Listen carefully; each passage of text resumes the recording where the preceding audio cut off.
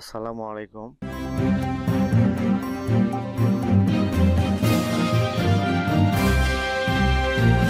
সুপ্রিয় শিক্ষার্থী, আশা করছি তোমরা সবাই ভালো আছো। আজ আমি অষ্টম শ্রেণীর জীবন ও জীবিকা শিখন অভিজ্ঞতা 3 স্বপ্নগুলো সত্যি করি এই শিখন অভিজ্ঞতার 4 নম্বর পর্ব নিয়ে আলোচনা করব। সুপ্রিয় শিক্ষার্থী, গত পর্বে আমরা এই দলগত কাজটি কীভাবে করতে হবে সেটি নিয়ে আলোচনা করেছিলাম। আজ আমরা এই দলগত কাজটি কীভাবে করতে হবে সেটি নিয়ে আলোচনা করব। দেখো, প্রজেক্ট বানাই। সমস্যার ক্ষেত্রগুলো থেকে যে কোনো একটি ক্ষেত্র বেছে নাও। দলের সবার সঙ্গে পরামর্শ করে উক্ত ক্ষেত্রের আওতায় পড়ে এমন একটি সমস্যা নির্বাচন করো।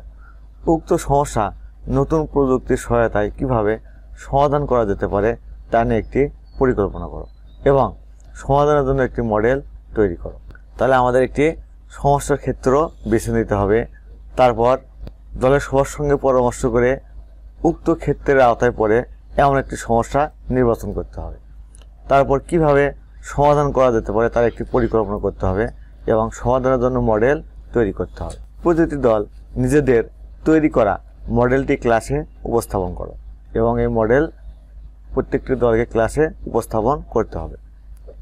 প্রজেক্টটি দলগতভাবে শিক্ষকের কাছে জমা দাও এবং নিচের ছকটি পূরণ করো। প্রজেক্ট দলগতভাবে শিক্ষকের কাছে জমা দিতে হবে এবং নিচের এই ছকটি পূরণ করতে হবে। ছক 3.3 প্রজেক্ট আইডিয়া। এই ছকটি কীভাবে পূরণ করতে হবে চলো এটি আমরা আমাদের নোট থেকে দেখে নেব।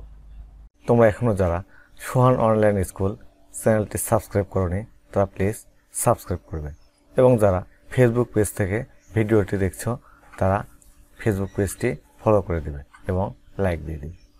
নির্বাচিত সমস্যার ক্ষেত্র: পাঠাগার বা বিজ্ঞানাগার বা বিদ্যালয় ক্যান্টিন। নির্বাচিত সমস্যা: পাঠাগারের সুষ্ঠু ব্যবস্থাপনা। এখানে সুষ্ঠু স্পেলিং মিস্টেক হয়েছে।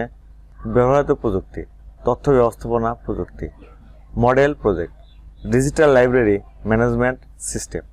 মানুষের কৌতূহলী জিজ্ঞাসা ও অন্তহীন জ্ঞানের ভাণ্ডার হলো বই, আর এই বইয়ের সংগ্রহশালা হলো পাঠাগার। পাঠাগারে একজন গ্রন্থাগারিক থাকেন যিনি পাঠকের তথ্য, বই ইস্যু ও গ্রহণ, বইয়ের শ্রেণীবিন্যাস, মজুত, বইয়ের হিসাব রাখা ইত্যাদি কাজগুলো করে থাকেন। কিন্তু ম্যানুয়ালি প্রতিটি পাঠকের তথ্য সংরক্ষণ করা, বই ইস্যু ও গ্রহণ লিখে রাখা, বইগুলোকে শ্রেণী অনুযায়ী সাজানো, বইয়ের মজুত ইত্যাদি হিসাব রাখা খুবই জটিল। এর ফলে অনেক সময় বই ফেরত পাওয়া গেল কিনা, পাঠকের চাওয়া বইটি পাঠাগারে রয়েছে কিনা, মেয়াদান্তে বই ফেরত আসলো কিনা প্রভৃতি বিষয়গুলো জানতে অনেক সময় ও শ্রমের প্রয়োজন হয়। এছাড়াও জনবল ও স্টেশনারি বাবদ খরচ বেশি হয়। এতে পাঠাগারের ব্যবস্থাপনাতেও বিশৃঙ্খলা দেখা দেয়। লাইব্রেরি ম্যানেজমেন্ট সিস্টেম সফটওয়্যারের মাধ্যমে দক্ষতার সাথে পাঠাগার পরিচালনা করা যায়।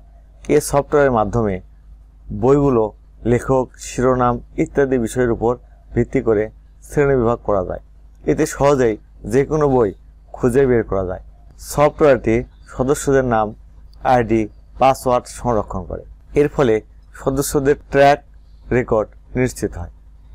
বই ইস্যু, রিটার্নের তথ্য স্বয়ংক্রিয়ভাবে সংরক্ষণ করে। এতে ডেটা এন্ট্রিতে সময় ও শ্রম সাশ্রয় হয়। বইয়ের মজুদ আছে কিনা সে তথ্য সহজে জানা যায়। এ সফটওয়্যার ইস্যুকৃত বই ফেরতের মেয়াদ স্বয়ংক্রিয়ভাবে জানিয়ে দেয়। এছাড়া সদস্যদের ফি, বকেয়া চার্জ ইত্যাদির হিসাব রাখে। এর ফলে জনবল ও স্টেশনারি খরচও হ্রাস পায়। ছক প্রজেক্ট আইডিয়া। দলের নাম: আমি এখানে দলের নাম দিয়েছি যমুনা। দলের সদস্যদের নাম: তোমরা দলের সদস্যদের নাম দেবে। নির্বাচিত সমস্যা: বিদ্যালয়ের পাঠাগার ব্যবস্থাপনার জটিলতা। ব্যবহৃত প্রযুক্তি: তথ্য ব্যবস্থাপনা প্রযুক্তি। প্রস্তাবিত সমাধান: লাইব্রেরি ম্যানেজমেন্ট সিস্টেম সফটওয়্যার ব্যবহার। প্রজেক্ট থেকে যেসব সুবিধা পাওয়া যাবে: এই প্রজেক্টটির ফলে সময়, শ্রম ও সম্পদের অপচয় হ্রাস পাবে। দক্ষতার সাথে পাঠাগার পরিচালনা করা যাবে। গ্রন্থাগারিক সহজেই বইয়ের শ্রেণীবিন্যাস, বই ইস্যু, রিটার্ন, বইয়ের মজুদ জানা ইত্যাদি কাজ করতে পারবে। বই ফেরতের সময় স্বয়ংক্রিয়ভাবে জানতে পারবে। সদস্যদের ফি, বকেয়া চার্জ, জরিমানা ইত্যাদির হিসাব সহজেই রাখতে পারবে। তারপরে পরিবেশের উপর প্রযুক্তির প্রভাব। লাইব্রেরি ম্যানেজমেন্ট সিস্টেম সফটওয়্যার কাগজের ব্যবহার হ্রাস এবং সামগ্রিক সম্পদের দক্ষতার উন্নয়ন করতে পারে। লাইব্রেরি ম্যানেজমেন্ট সফটওয়্যারে ইলেকট্রনিক্স ডিভাইস ব্যবহার করা হয়, ফলে শক্তির অপচয় হতে পারে, অনেকের কর্মক্ষেত্র সংকোচন হতে পারে। সমাজ বা মানব কল্যাণে প্রযুক্তির ভূমিকা। প্রযুক্তি শিক্ষা, গবেষণা ও সেবা প্রদানে সাহায্য করতে পারে। এই ব্যবস্থা তথ্য শেয়ারিং ও জ্ঞানের আদান প্রদানের সাহায্য করতে পারে। সফটওয়্যারের মাধ্যমে তথ্য সংরক্ষিত করে, যার ফলে পুনরালোচনা ও পুনর্ব্যবহার করতে সাহায্য করে। এর ফলে পাঠাগার ব্যবস্থাপনায় তথ্য প্রবাহের সুস্থ নিয়ন্ত্রণ করা যায়। তারপরে মডেল, ছবি, প্রেজেন্টেশন, স্কেচ ইত্যাদি। এখানে তুমি তোমাদের প্রজেক্টের ছবি দিবে। প্রজেক্ট বাস্তবায়নে সম্ভাব্য ব্যয়, ধরো 3 মাস। প্রজেক্ট বাস্তবায়নের সম্ভাব্য খরচ, এখানে সম্ভাব্য খরচ দিবে। প্রজেক্ট নিয়ে বাস্তবে কাজ করার জন্য সুপারিশকৃত পদক্ষেপ। পাঠাগারের প্রয়োজনগুলো, ব্যবহারকারীর চাহিদাগুলো নির্ধারণ এবং ম্যানেজমেন্টে কী ধরনের সমস্যা রয়েছে তা জানা। প্রজেক্টটির লক্ষ্য উদ্দেশ্য নির্ধারণ, প্রজেক্টের বাজেট ও সময় নির্ধারণ।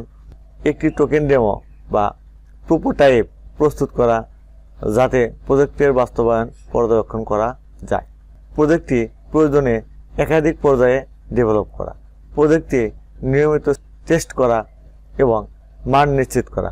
প্রজেক্টটি মানব কল্যাণে কীভাবে উপকারে আসতে পারে তা প্রকাশ করা। প্রজেক্ট টেকসই করার জন্য প্রয়োজনীয় পরামর্শ। একটি সঠিক প্রজেক্ট ম্যানেজমেন্ট পরিকল্পনা করা। ব্যবহারকারীর চাহিদা ও প্রয়োজন অনুযায়ী সহজ ইন্টারফেস প্রস্তুত। একটি শক্তিশালী সুরক্ষা ব্যবস্থা নিশ্চিত করা। কিভাবে এর কাজের ধারাবাহিক মান বজায় রেখে সম্প্রসারণ করা যায় তার পরিকল্পনা করা। দেখো, প্রজেক্ট সম্পর্কে অন্যান্য দলের মতামত। তোমাদের এই প্রজেক্ট সম্পর্কে অন্যান্য দল আছে, দলরা কী ধরনের মতামত দিয়েছে দেখো। বি দল কী ধরনের মতামত দিয়েছে, সি দল, ডি দল, ই দল, এই দলগুলো কী ধরনের মতামত দিয়েছে তোমরা সেগুলো এখানে ভিডিও থামিয়ে দেখে নেবে। প্রজেক্ট নিয়ে আমার অনুভূতি। প্রজেক্টটি সম্পূর্ণ করতে পেরে আমার অনেক ভালো লাগছে। এর মাধ্যমে আমি অনেক কিছু শিখতে পেরেছি। এটা বুঝতে পেরেছি প্রযুক্তির সহায়তায় আমরা আমাদের স্বপ্নগুলোর বাস্তব রূপ দিতে পারি। দলগতভাবে কোনো সমস্যা চিহ্নিত করে তার সমাধানের ফলে আমাদের আত্মবিশ্বাস বৃদ্ধি করেছে। ভবিষ্যতে এমন কোনো সমস্যার সমাধানে এ সফলতা আমাকে উৎসাহিত করবে। তারপরে এখানে শিক্ষকের মন্তব্য নেবে। সুপ্রিয় শিক্ষার্থী, আশা করছি ছক 3.3 কীভাবে পূরণ করতে হবে তোমরা সেটি বুঝতে পেরেছ। তোমরা এখনও যারা আমার চ্যানেলটি সাবস্ক্রাইব করোনি তারা প্লিজ সাবস্ক্রাইব করবে এবং ভিডিওতে লাইক দিয়ে দিবে। আজ তাহলে এখানে শেষ করছি। আল্লাহ হাফেজ।